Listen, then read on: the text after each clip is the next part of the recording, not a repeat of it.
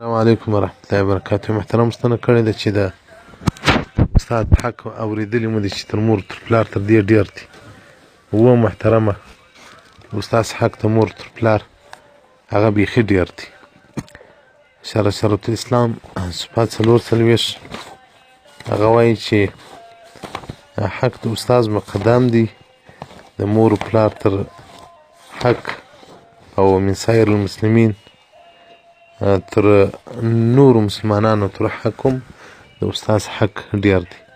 او رسول الله صلی الله علیه وسلم مبارک څخه هم روایت دی خیر الآباء من علمک، خیر د پلرو هغه څوک دی چې تا ته علم در زده کړي، نو هغه دیني علم د آخرت علم آخرت در زده کړي، نه اسکول و مکتب و نه جاري و موټرواني. استاد حق لري ډېر چې هغه تا ته دین در زده کړي. او اسکندر ذوالقرنین ته وویل څو ته ولې د استاد احترام دومره ډېر کوې، د مور پلار دغونه نه کوې؟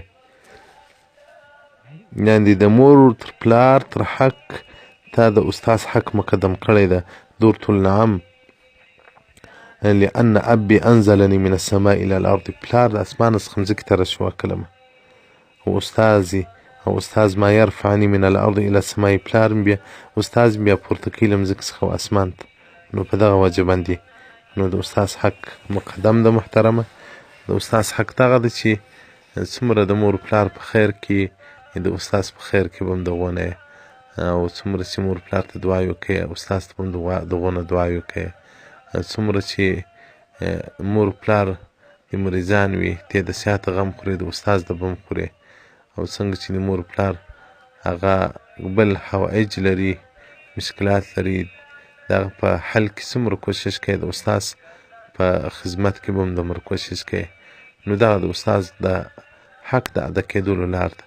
او دا لکه دا اوس پښتانه چې بس لمونځونه ورکوي په کلي کې ملا یې او نوم یې د استاد درکړی ده، نور خو نو باره که په کلي ته ورسې هغه د ملا کور له لویه له هره ځایه معلومېږي چې هم کوچنی او هم ډېر کمزوری جوړ سوی وي. نو دا خو د استاد حق نه دی. باید زه کله کله دا خلکو ته وایم تاسې دا غواوې په دغه سرايو کې تړلې تاسو علماو سره نه جوړ کړي دي، تاسو غواوې په داسې سرايو کې نه پرېږدئ، نو مور پلار به څنګه پرېږدي؟ دا یو بد او د افسوس باد راالوتی ده پر دې پښتنو باندې چې د احترام د علماو د زړه څخه ووتی، نو دوی هم په داسې عذابو باندې مبتلا دي. شرعة الاسلام صفحه 440 فصل فی فضل العلم. والسلام علیکم ورحمة الله وبرکاته.